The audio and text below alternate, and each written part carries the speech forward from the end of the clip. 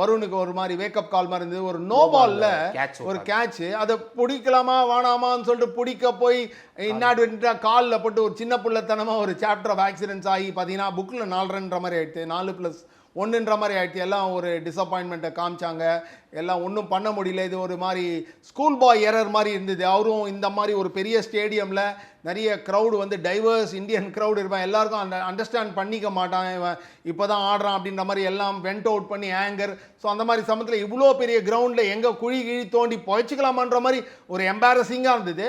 But அந்த ஒரு ஈவெண்ட்டுக்கு அப்புறம் ஒரு டைனி ட்ரெமருக்கு அப்புறம் நல்லா ரிமார்க்கபிளாக நீங்கள் சொன்ன மாதிரி டக்குன்னு அட்ஜஸ்ட் பண்ணி வில்லியம்சன் ஒரு நல்ல ஸ்ட்ரோக் டான் டிரைவ் அடிச்சா கூட முக்கியமான விஷயம் மேலே போட்டுனே இருந்தார்.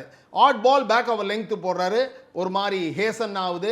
அதுக்கு அப்பாற்பட்ட அவரோட போலிங் ஆக்ஷன் பார்த்தீங்கன்னா அந்த சொடுக்கு பால், ரோட் சைடில் இந்த மாதிரி டென்னிஸ் பாலில் ரப்பர் பாலில் பசங்கள்லாம் போடுவாங்க இந்தியா சென்னை ஸ்ட்ரீட்ஸில்.